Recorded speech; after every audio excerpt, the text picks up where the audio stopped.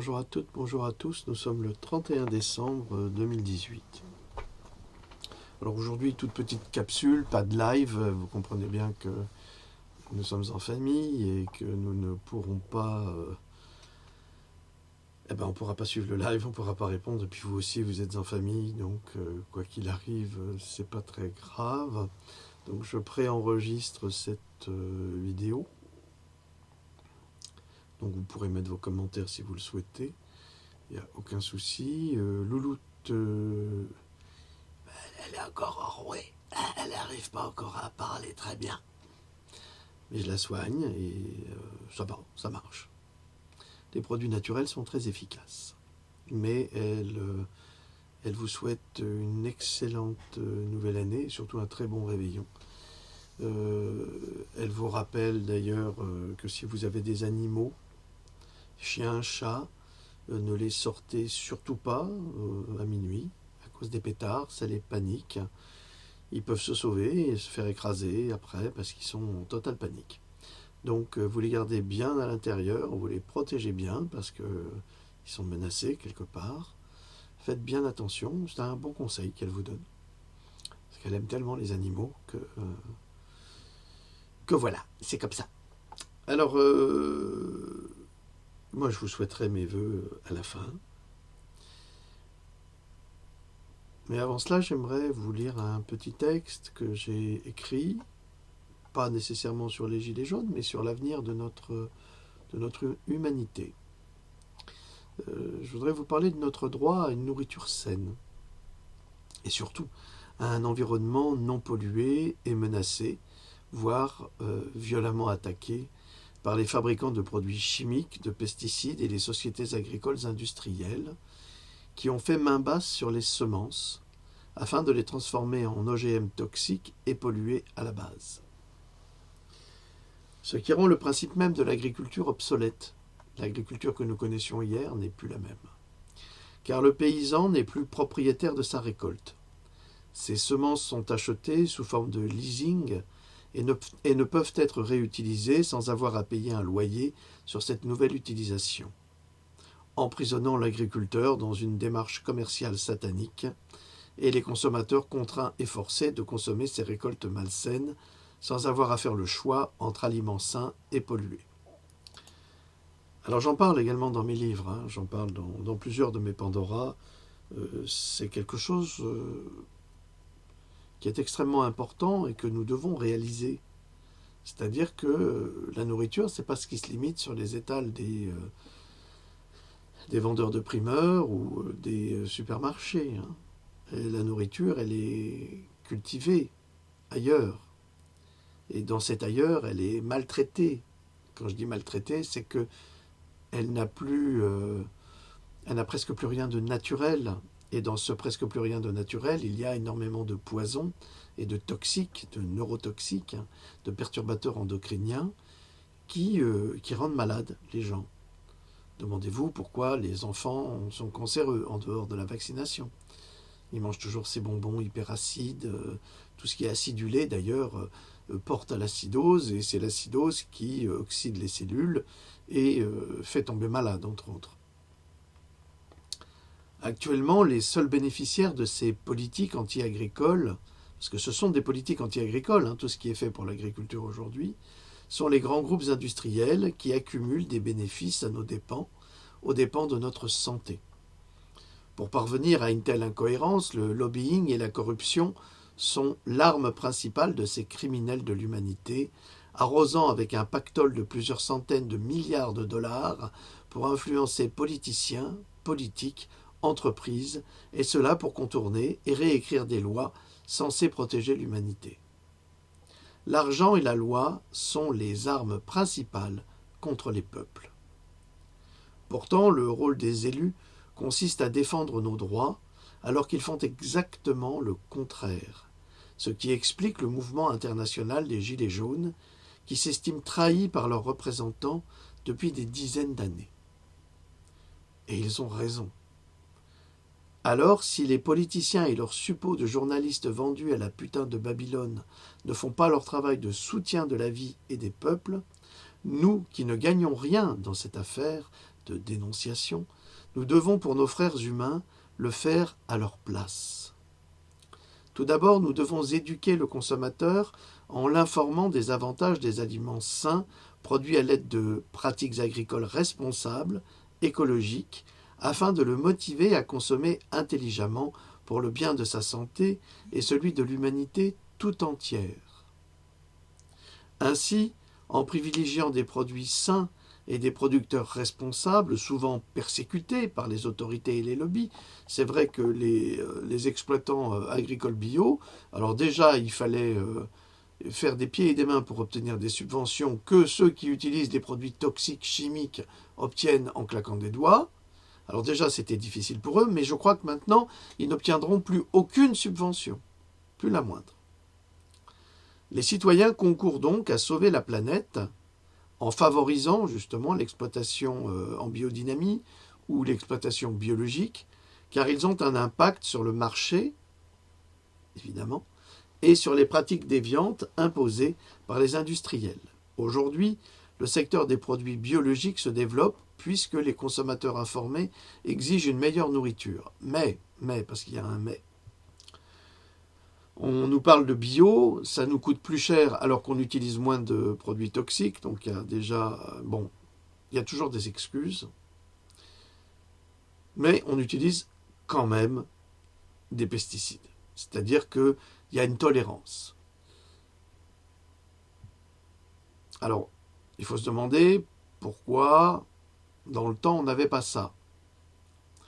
Mais dans le temps, on n'était pas aussi nombreux, donc on n'avait pas besoin d'autant de nourriture. Alors il faut qu'on trouve un juste milieu. Au lieu d'interdire les potagers dans les maisons privées, personnelles, au lieu de facturer des abris de jardin, on devrait plutôt donner des subventions pour que chacun fabrique sa propre nourriture. Mais comme nous sommes tenus par les lobbies industriels, ce n'est pas dans leur intérêt que chacun fabrique sa propre nourriture. Que chacun devienne l'acteur de son propre potager. Bien sûr que non. Alors on nous le fait payer très cher et on nous taxe pour tout et n'importe quoi. Il nous faut également mener un travail juridique. Et ce travail juridique, il est fondamental. Car de nombreuses sociétés industrielles font sciemment de fausses allégations sur la qualité de leurs produits et commercialisent des produits dangereux et malsains, exactement comme le font les laboratoires sur les vaccins. Mais si personne n'agit contre ces pratiques, elles ne pourront jamais cesser. Unissons-nous pour attaquer en justice ces entreprises en les forçant à être plus transparentes et plus responsables envers les consommateurs que nous sommes. J'ai le droit de savoir si le paquet de biscuits que j'achète à mes enfants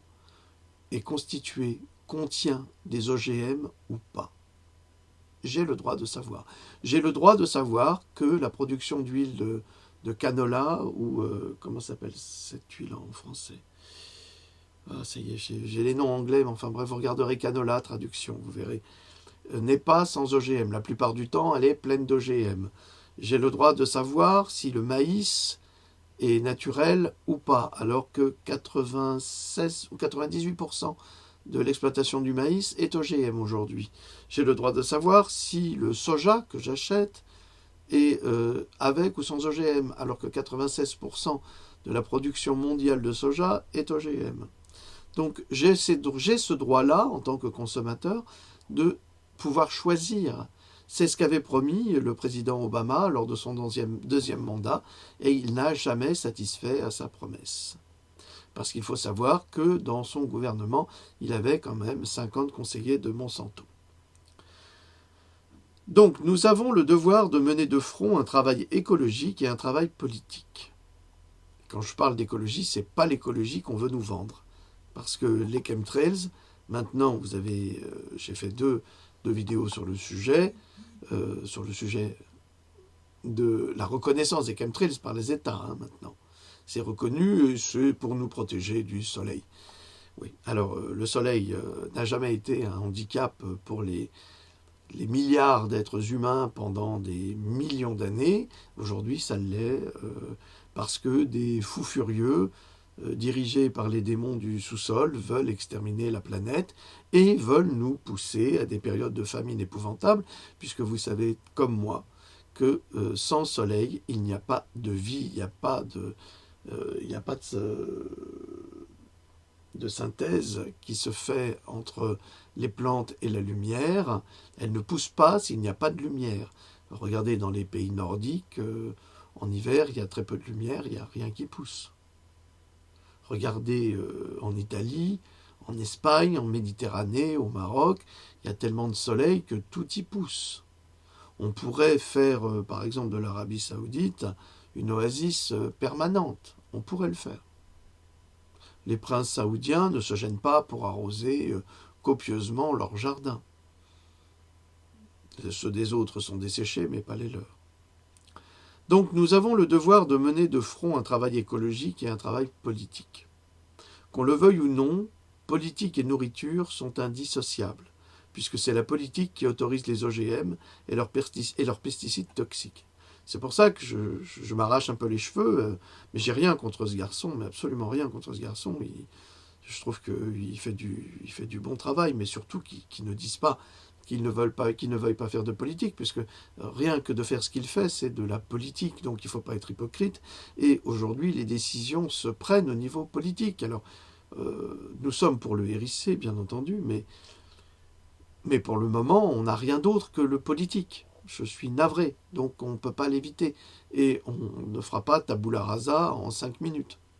Je m'agace de le répéter, mais Rome ne s'est pas faite en un jour. Au contraire, presque 1300 ans de domination, ça s'est construit. Et aujourd'hui, pour déconstruire le système que nous avons, eh bien, il va falloir prendre du temps. Parce que on le voit bien, la violence utilisée contre nos frères et sœurs gilets jaunes est absolument insupportable, insoutenable. Mais parce que ces gens-là n'ont pas envie de changer quoi que ce soit. C'est pas nous qui décidons, ce sont les grands industriels, les grandes industries, c'est la banque Rothschild entre autres, qui possède quasiment toutes les banques du monde. Donc c'est à ce niveau-là que ça se joue. Alors bon, là j'en ai déjà parlé à plusieurs reprises, mais on n'entend pas, les gens n'entendent pas. Il y a un krach boursier là, actuellement on vit un krach boursier, vous ne vous en rendez pas compte encore parce que on ne veut pas en parler, mais ça va être épouvantable, on va se retrouver comme dans la crise de 29, et ça va balayer malheureusement je ne veux pas être un oiseau de mauvais augure, mais je pense que ça va balayer les mouvements sociaux. Donc peut-être que là, il y aura une opportunité pour reprendre le droit à s'auto-gouverner et à fabriquer un nouveau mode de vie. Peut-être, je dis bien peut-être, je suis dans les éventualités, je suis un observateur qui essaye d'apporter des solutions à mon humble niveau.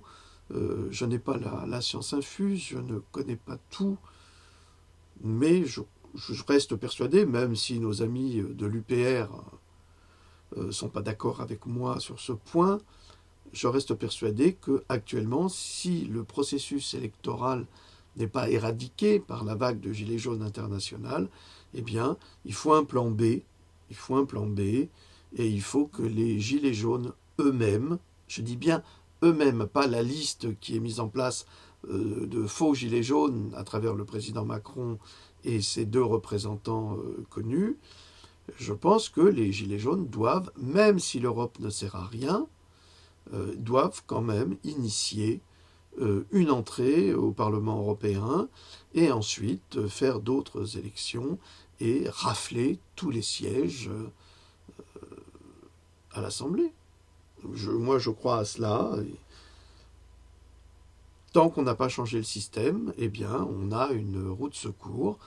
Et cette roue de secours, quand on est en voiture, on a toujours une roue de secours. Eh bien, pour moi, c'est ce que j'appelle une roue de secours. C'est pas irréfléchi, en tous les cas. Alors, aux États-Unis, une décision politique de la FDA a approuvé le saumon génétiquement modifié. Alors, j'ai dans mon dernier livre, le premier volume, je crois que c'est le premier volume, pardonnez-moi, je vais vérifier dans quoi je l'ai mis. J'ai tout un article sur le saumon. Saumon d'élevage, saumon bio et saumon OGM. Et je vous assure que quand vous aurez lu cet article, très long d'ailleurs, c'est un chapitre, oui c'est ça, c'est dans celui-là. Le saumon nous empoisonne, à la page 354, dans ce volume-là. Donc c'est sur les vitamines, c'est pour montrer ce qui nous détruit. Eh bien vous avez toute une étude qui a été menée par des chercheurs américains sur le saumon qui nous est vendu ici ou là, hein, chez les discounters ou n'importe où, c'est le même. Hein. Si c'est un saumon de couleur rouge, malheureusement, il va falloir se raisonner. Le meilleur saumon, si on doit en prendre, et encore, je crois que c'est même plus possible d'en manger, même du sauvage, c'est du saumon qui a une chair blanche, pas une chair rouge. Pareil pour les truites fumées et autres, c'est toute une industrie et c'est traité avec des produits dont je fais état dans ce chapitre. J'en parlerai après les fêtes parce que je ne veux pas interrompre un processus commercial qui pour certains commerçants est assez dramatique. Donc ils souffrent assez comme ça. Je sais que c'est difficile, mais j'en parlerai après les fêtes. Voilà. Alors, aux États-Unis, une décision politique de la FDA, la Food and Drug Administration, a approuvé le saumon génétiquement modifié. C'est-à-dire du saumon OGM, et il faut dire qu'il est vendu au Canada. Et vous avez un saumon qui est normalement d'une taille à peu près comme celle-là. Le saumon OGM, il fait le double ou 2 fois et demi. Ce qui est énorme. Alors évidemment, on se dit, il y a plus à manger. Oui, mais il y a beaucoup plus de toxines à l'intérieur. Et de neurotoxines également. Une décision politique fédérale est chargée de préempter les droits des États d'exiger des étiquettes sur les aliments génétiquement modifiés. En plus, ils interdisent que l'on dise que c'est un saumon OGM. C'est quand même un comble. On fait un saumon OGM parce qu'il a d'autres propriétés, mais il est aussi... il contient aussi des produits qui ne sont pas conseillés, si on veut être en bonne santé. Et ils ne veulent pas qu'on dise que c'est un saumon génétiquement modifié. C'est un comble, ça.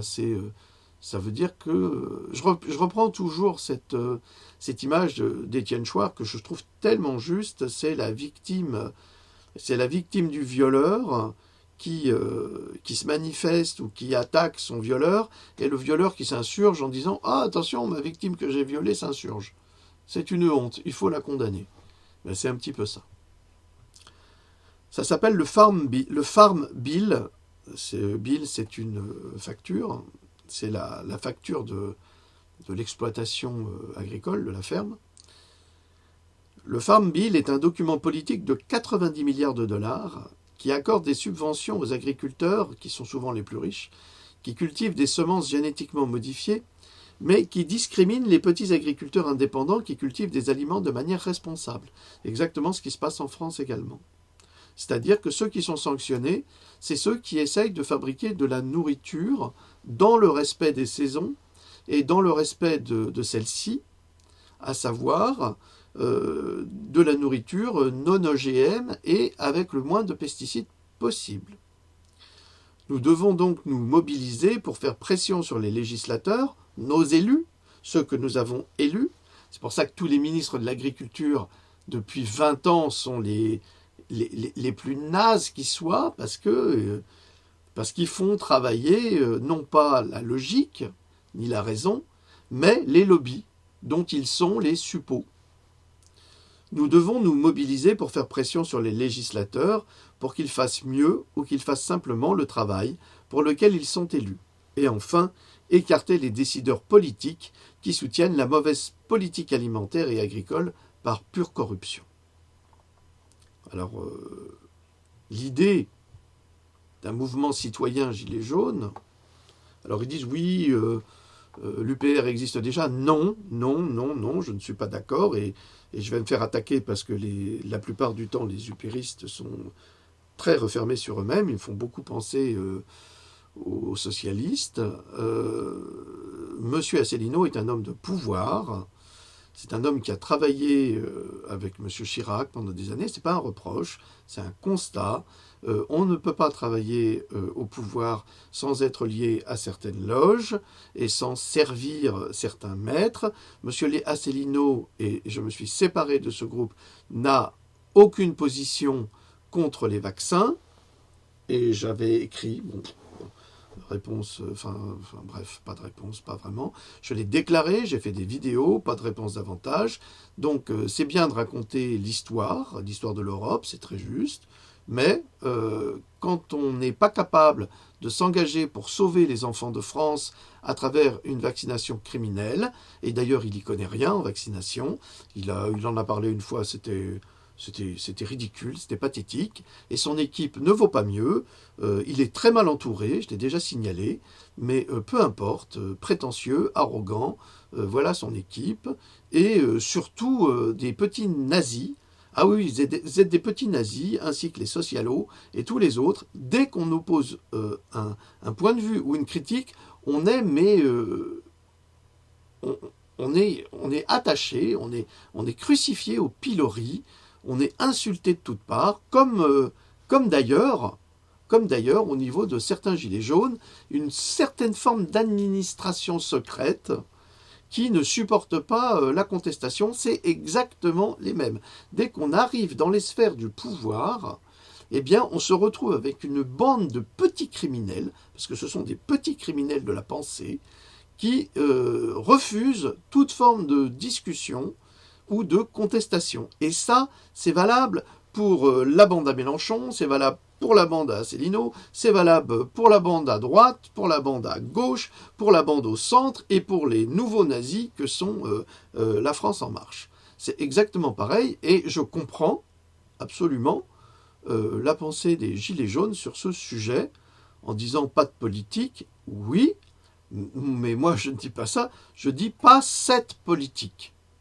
C'est pas pareil. C'est-à-dire qu'il faut prendre des personnes intègres et incorruptibles. Et c'est possible. C'est possible. Voilà, je continue. Voilà, là, c'est sûr que je vais me faire briser en deux par tous ces gens-là, mais peu importe, ça m'est complètement égal. Nous sommes encore, non, plus vraiment dans une démocratie, c'est dur à dire, mais pour l'instant, les droits de l'homme, normalement, nous protègent avec l'article 19. Nous avons le droit de nous exprimer. Donc je prends ce droit et je l'assume. Nous devons comprendre avant toute chose qu'en chassant les exploitations OGM toxiques, nous nous guérissons nous-mêmes et nos enfants, ainsi que notre espace agricole et notre planète. Vous voyez, moi, j'en ai rien à faire de ces partis politiques, parce qu'ils ont montré leur faiblesse. Ils ont montré leur traîtrise. C'est exactement ce que disait Étienne Chouard, quand il disait ça fait 30 ans qu'ils proposent le RIC, ça fait 30 ans qu'ils agitent le RIC devant le nez des futurs votants, des citoyens, et à chaque fois qu'ils sont élus, ils le retirent. Donc, c'est vrai qu'on ne peut pas avoir confiance. C'est pas possible. Et pas plus en M. Asselineau, pour lequel j'ai vraiment le plus grand respect, malgré tout. Hein. C'est pas la question. Hein. C'est un homme remarquable. Hein. Il n'y a rien à dire. Des connaissances, sans doute l'un des politiques les plus cultivés de France. Hein. Même Mélenchon aussi est très cultivé. C'est sans doute les rares cultivés de France, parce que tous les autres, ils savent rien. C'est des ignorants, c'est des incultes. Hein. Donc là-dessus, je le lui dois, mais je n'ai pas supporté qu'il ait fait un appel du pied à M. Philippot. Ça, c'est insupportable pour moi. Insupportable. Bon.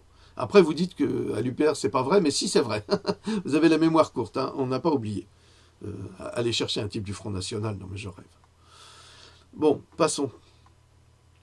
Nous ne devons pas nous rebeller comme un dernier acte de désespoir d'une nation laissée pour compte, mais comme le premier acte de création d'une nouvelle nation consciente. Nous ne devons pas nous rebeller comme un dernier acte de désespoir d'une nation laissée pour compte, mais comme le premier acte de création d'une nouvelle nation consciente. Voilà, ça, c'est mon discours. Une nouvelle nation consciente. Tout n'est pas mauvais dans notre système. Je suis désolé, tout n'est pas mauvais. On ne peut pas dire ça. Tout le devient, oui, parce qu'on a laissé les corrompus agir et obéir, être aux ordres des multinationales, être aux ordres des banques, être aux ordres de tous ces lobbies industriels et agricoles. N'oublions pas que la France était l'une des premières, mais c'est l'une des premières nations agricoles presque du monde. C'était extraordinaire, la France. Aujourd'hui, tout est acheté par Monsanto, tout est acheté par Monsanto-Bayer, tout est acheté par Syngenta, tout est acheté par les grands groupes, ce qui veut dire que qu'est-ce qui va nous nourrir? Alors, on va se battre les uns contre les autres, contre Asselineau, contre machin, contre truc, mais en attendant, dans l'assiette, on n'a que du poison. Et personne ne joue contre ça. Personne ne fait rien. Ah, vous allez dire, oui, Asselineau, il fait quoi? Il a quoi comme voix? Il n'y a pas un député européen, il n'y a pas un député à l'Assemblée, il n'y a rien. Faut arrêter. C'est du vent, actuellement. Donc, si ça, c'est du vent, je pense que mes propositions ne sont pas plus du vent que les siennes. Alors maintenant, évidemment, ah oui, il y a une concurrence. Non, il n'y a pas de concurrence. Il y a des milliers de personnes dans la rue, peut-être même des millions. Eh bien, ces gens-là ont le droit d'une représentation. Et ces gens-là ne se reconnaissent pas, ni dans les uns, ni dans les autres. Et il faut le leur rendre. Ce n'est que justice de le leur rendre. Et qu'ils s'organisent eux aussi. Parce que c'est nécessaire. Au quotidien, nous assistons au recul des décisions écologiques en tous les domaines. Regardez Macron, une prime pour acheter une voiture soi-disant écologique qui va polluer bien plus. La voiture électrique pollue bien plus que du diesel qui ne pollue plus. Ah oui, comment? Eh bien déjà, elle est beaucoup plus lourde. Ça, c'est une chose, à cause des batteries. Les batteries, on ne sait pas comment les recycler. Elles sont hyper polluantes, ces batteries, avec ce qu'il y a dedans. Donc, c'est absolument incohérent. Incohérent. Ça ne peut pas fonctionner comme ça. Et où est-ce qu'on va prendre l'énergie pour charger ces voitures? On va la prendre dans les centrales nucléaires. Les centrales nucléaires que nous avons sont des centrales hyper toxiques et hyper dangereuses, hyper fragiles également. Imaginez qu'on ait encore un événement comme Tchernobyl, et puis qu'au même moment, il y en a une autre, et encore une autre. Mais qu'est-ce qui va se passer? Une réaction en chaîne. On va polluer la planète, on va polluer notre planète, on va détruire notre planète. Avec du césium 137, je crois, ou avec des hyperpolluants radioactifs. Il faut être lucide par rapport à cela. Donc l'électricité, comme on nous la présente, n'est certainement pas un plus, bien au contraire.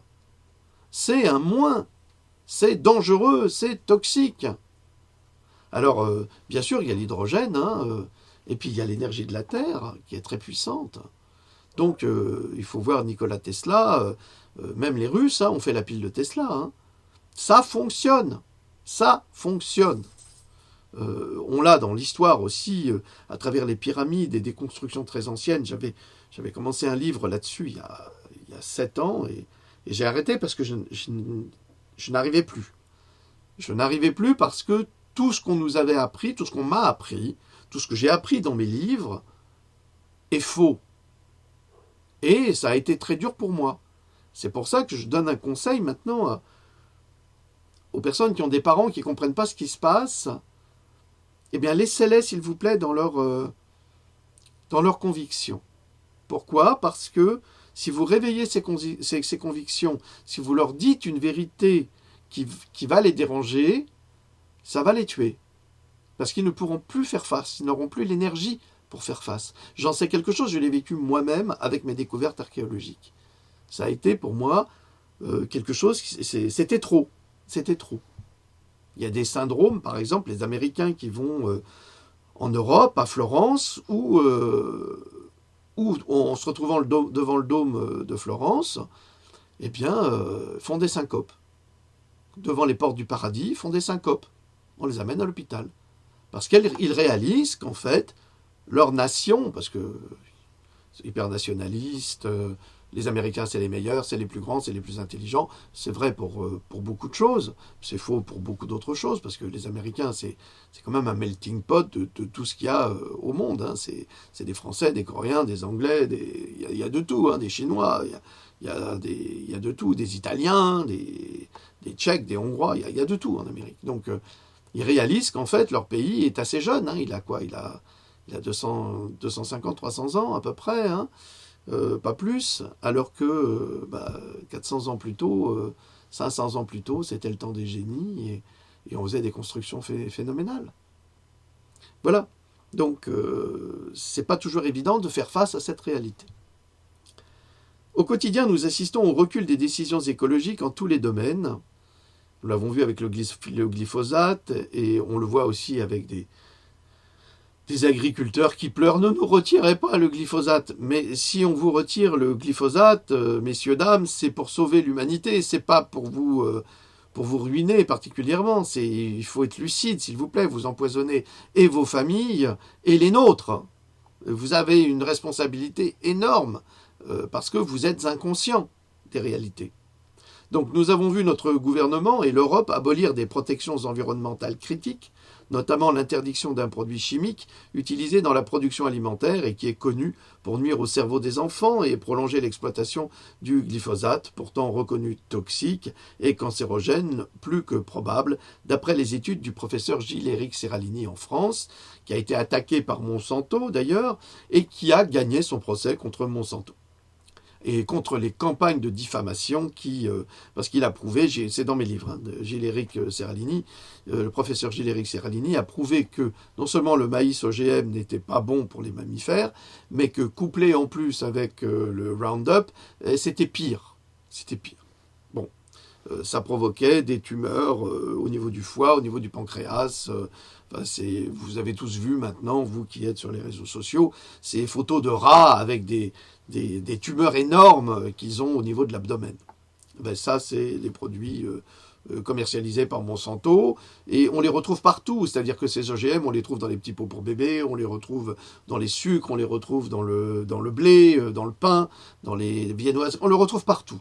Partout. Ça devient épouvantable, on ne sait plus quoi manger.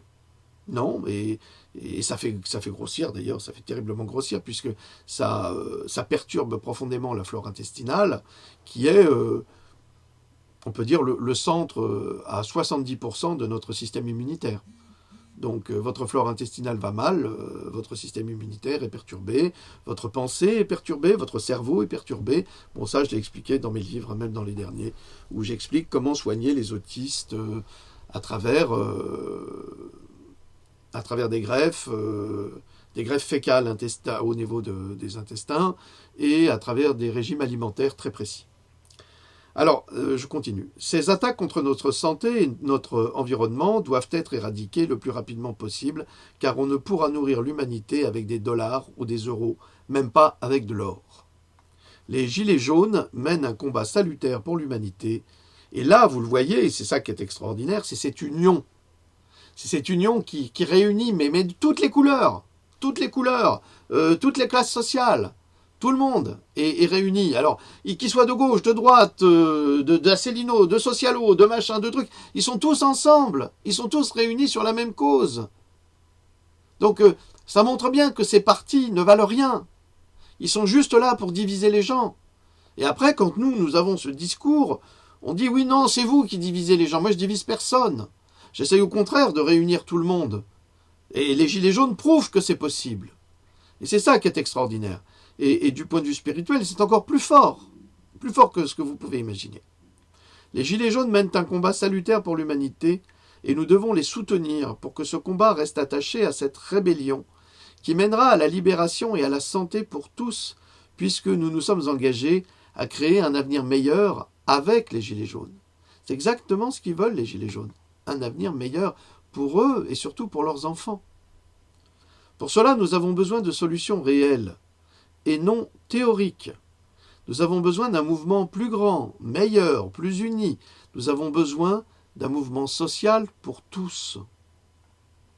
Ce qui était à la base le Front populaire, qui était un mouvement social pour tous, a été détruit par Macron lorsqu'il était ministre. avec sa loi travail. Il a tout détruit. Regardez, écoutez Gérard Filoche, qui est un homme remarquable. Alors il est socialiste, certes, mais il a été quand même mis à l'index par le Parti socialiste pour ses pensées de grande intelligence et de partage social. Ce qui montre que le Parti socialiste est un parti de bourgeois, de petits bourgeois, cette fameuse gauche caviar, et on ne pourra jamais pardonner au Parti socialiste l'affaire du sang contaminé. D'ailleurs, monsieur Fabius est appelé par les Anglais le vampire, hein, encore aujourd'hui. Hein. Même s'il a été blanchi par la justice, mais nous savons ce que c'est que la justice, nous savons que la justice est le bras, la prolongation du bras du pouvoir. C'est pourquoi la logique voudrait que ce mouvement gilet jaune s'organise afin de ne pas laisser un taureau sans tête foncer de façon aléatoire dans la foule. Car les problèmes sont trop graves pour laisser passer cette chance. Nous y sommes, c'est un moment crucial pour nous tous, c'est un moment historique. Historique. Alors, cessez ces divisions de partis et joignez-vous tous ensemble auprès des Gilets jaunes sans vos étiquettes. On n'a pas besoin de vos étiquettes ou vos cartes de membres. Pas besoin. Soyez juste humains pour l'humain. C'est pas Asselineau qui sauvera la France. Hein. C'est pas Mélenchon qui sauvera la France. C'est tous des gens qui ont profité du système. Malgré tout. Alors, qu'on ne me dise pas que c'est pas vrai. Si, c'est vrai. Alors, cette année, là on va revenir à une terre à terre, je présente mes vœux à tous. Nos gilets jaunes, courageux, martyrs de France, qui se sacrifient pour l'avenir meilleur du peuple français. Et j'apporte ma pierre à cet édifice en construction en rappelant que si les lois sociales sont importantes, les lois sur la protection de l'agriculture et de notre environnement sont fondamentales pour notre survie. N'oubliez pas cela, que le combat ne se limite pas au confort social. Parce que si vous oubliez l'agriculture, et je crois que c'est tous les 2 jours qu'en France un agriculteur se suicide, à cause des lois européennes, à cause de ces énarques, à cause de ces politiques que nous devrions traîner devant les tribunaux parce qu'ils sont responsables de cela. Ils sont responsables et coupables. Tous ces anciens ministres de l'agriculture sont responsables et coupables des suicides des agriculteurs aujourd'hui. Mais c'est un taureau sans tête, l'agriculture. Si on retire l'agriculteur à l'agriculture, qui va nourrir le pays? Qui? Monsanto? Vous croyez vraiment que Monsanto a l'intention de vous nourrir? La seule intention de ces groupes-là, je dis bien, de ces groupes qui fabriquent et qui constituent des OGM, sont d'exterminer les humains. Et ils le prouvent par tout ce qui se passe.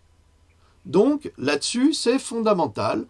Nous devons également être extrêmement impliqués dans la défense de l'environnement et de l'agriculture. Ça devrait être une priorité. Et c'est vrai qu'il faut quitter cette Europe qui joue pour les lobbies, qui travaille pour les lobbies et non pas pour les agriculteurs. C'est un cauchemar. Vous savez que, bon, ça c'est encore une chose dont j'ai parlé déjà dans Pandora, dans mes livres sur Pandora, même dans le premier, il y a des épidémies de staphylocoque doré que l'on ne peut plus soigner. Et ça, c'est lié à l'exploitation agricole, aux conditions d'élevage qui sont absolument aberrants, comme ce qu'ils veulent faire avec les 1000 vaches, comme on exploite les porcs dans des prisons, mais des prisons, c'est monstrueux ce qu'on fait subir à ces animaux. Et d'ailleurs, tout ce qu'on fait subir à ces animaux, on le fera subir aux humains. C'est inévitable, c'est comme ça. C'est exactement la même chose. Donc, regardez les porcs en Corse. Je parle des cochons. Regardez les exploitations de porcs en Corse. C'est plus petit. Les porcs vivent dehors, dans la nature. Ils se nourrissent de cette nature. Et on a une exploitation agricole qui n'est pas énorme, mais qui est d'excellente qualité. Ils ne sont pas traités, ils ne sont pas bourrés d'antibiotiques, ils n'en ont pas besoin. Ils ont tout ce qu'il faut dans la nature et ils ne sont pas malades. c'est quand on enferme les animaux entre eux, qui vivent, qui dorment la journée dans leurs excréments et dans leur nourriture. C'est là que les bactéries et les épidémies se développent. Et exactement la même chose pour les exploitations de volailles. Tant qu'elles sont dehors, elles ne risquent rien. Mais quand elles sont évidemment dans des halls énormes, où il n'y a pas d'air, où il n'y a que de la poussière, où il n'y a que de la fiente partout, mais c'est où elles se marchent dessus. Mais il faut regarder ces poulets qui ont les pattes cassées. Enfin, c'est monstrueux, c'est monstrueux. Il y a un travail à faire là-dessus, et nous le savons. Les agriculteurs le savent. Mais évidemment, s'ils n'ont pas de subvention, alors on fait quoi? On va pleurer pour le glyphosate? Non. Il faut que les Gilets jaunes parlent aussi de cette agriculture et de cet environnement qui sont fondamentaux pour la vie de chacun. Et les partis politiques, là-dedans, ça sert à rien. C'est que du vent, c'est que de la parole, c'est que des blabla, ça change rien. La réalité, elle est là. La réalité, c'est qu'on assassine notre planète. Ça, c'est la réalité. L'homme sans la nature n'existe pas. Alors protégeons notre vie en protégeant notre environnement, mais pas comme le préconisent les technocrates associés à des criminels de l'humanité qui ne cherchent en aucun cas à préserver notre belle Gaïa. Gaïa, c'est la Terre. Vous l'avez constaté, la malbouffe rend malade, la malbouffe tue plus lentement qu'un flashball, mais tue tout de même. Quelle ironie! Les assassins des Gilets jaunes mourront d'un cancer comme ceux qu'ils massacrent. Eh oui. Cela ne vaudra-t-il pas une réaction, une réflexion de la part de ces criminels? Gardons espoir, frères et sœurs de souffrance, les Gilets jaunes ne baissent pas les bras, ils sont ce cœur qui bat dans notre poitrine, ils sont notre espoir de survie dans ce nouvel ordre qui nous est imposé avec violence infinie, mais que nous refusons. Nous refusons ce nouvel ordre mondial qui est imposé par ces politiques que nous avons élus et qui sont corrompus, tous corrompus, soumis aux ordres de ces gens-là, dans l'espoir d'être sauvés, alors qu'ils ne le seront pas, mais ils sont tellement corrompus, ils sont tellement diaboliques que l'on ne peut pas s'en sortir. Donc, les Gilets jaunes ne doivent pas cesser. C'est l'espoir. Regardez Macron, aujourd'hui, c'est un homme, c'est même pas un homme, c'est un monstre. Nous sommes face à un monstre souriant, avec son sourire de requin, qui va nous souhaiter ses mauvais vœux ce soir, en nous faisant croire, avec de bons rédacteurs qui vont lui sortir des belles phrases, qui va vouloir nous faire croire, nous faire avaler de nouvelles couleuvres dont il est le spécialiste. C'est pour ça qu'il a été embauché chez Rothschild, parce qu'il avait ce don, comme le disait Alain Minck, de convaincre. Donc, le conseil, c'est quand on a un serpent à la télévision, on éteint son poste de télé. On n'a pas besoin d'écouter les bons vœux,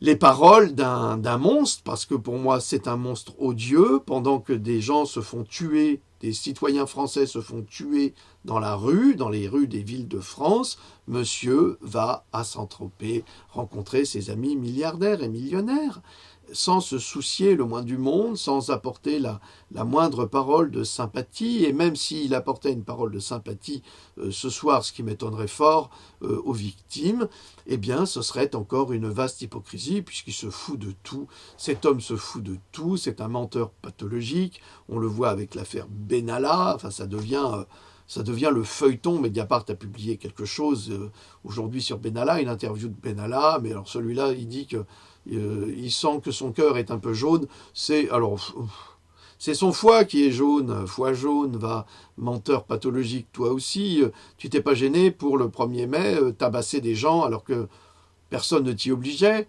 Donc ne viens pas te mêler aux gilets jaunes aujourd'hui. Tu es un homme malhonnête. Là-dessus, une telle malhonnêteté intellectuelle est surprenante d'oser le dire pour s'attirer la sympathie. Non, c'est pas parce que maintenant tu vas dénoncer Macronescu, comme dit mon ami Richard. J'ai quelque chose pour vous. Ça m'a fait beaucoup rire. Je crois que je vais vous le faire entendre, euh, si je peux. Ah, comment ça marche ce truc? J'y connais rien, moi, dans ces machins. Et c'est compliqué, c'est pas pour des gens comme nous. Euh, non, non, ça va venir.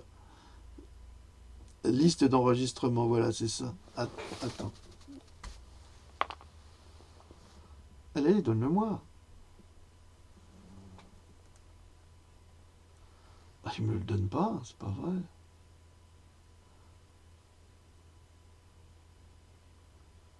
Ah, il n'y a pas de son. C'est pas vrai, mais ça marche rien du tout, ces trucs-là.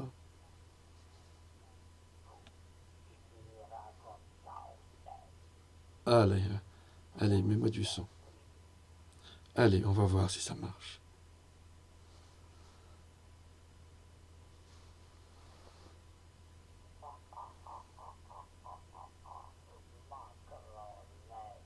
Je sais pas si vous l'entendez.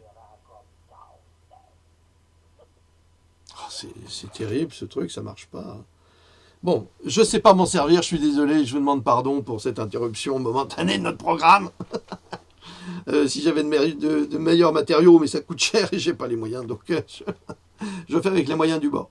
Alors là-dessus, Benalla, machin, tout ça, ça commence à bien faire. Il faut s'occuper à soutenir nos gilets jaunes.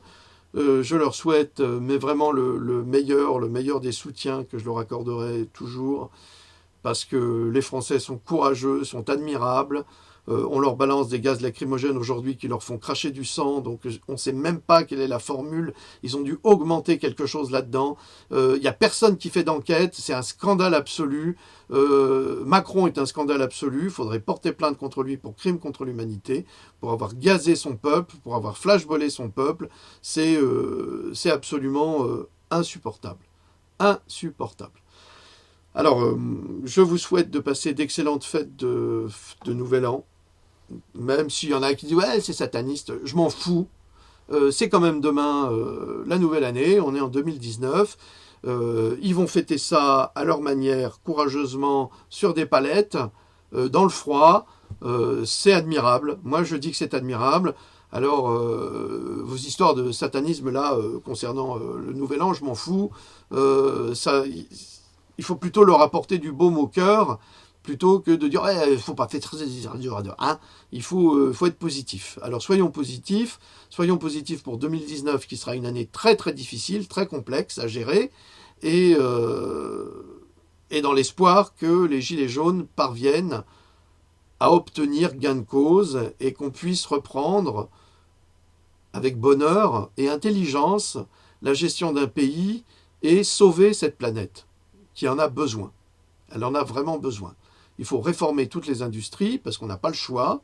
De toute façon, on n'a plus rien en France puisqu'ils ont tout vendu, les présidents précédents, et Macron a fait la même chose. Donc on n'est plus qu'une société de services qui va servir qui va servir quoi, on se le demande, puisque plus personne ne sait rien faire. Donc il faut travailler sur l'éducation, il faut travailler sur l'agriculture, il faut travailler sur la morale politique, je dis bien la morale politique, elle est indispensable. Donc il y a beaucoup de travail à faire et je pense que les Gilets jaunes sont les mieux placés pour le faire. Voilà. Et pas d'autres partis politiques, je veux rien savoir des autres. Et ça m'est égal si mes amis de l'UPR sont fâchés avec moi parce que je dis ça, ben ça serait vraiment dommage, parce que ça prouverait qu'il n'y a pas de liberté d'opinion. Voilà. Allez, je vous salue, je vous embrasse, je vous souhaite une belle et heureuse année à toutes les personnes positives et bienveillantes.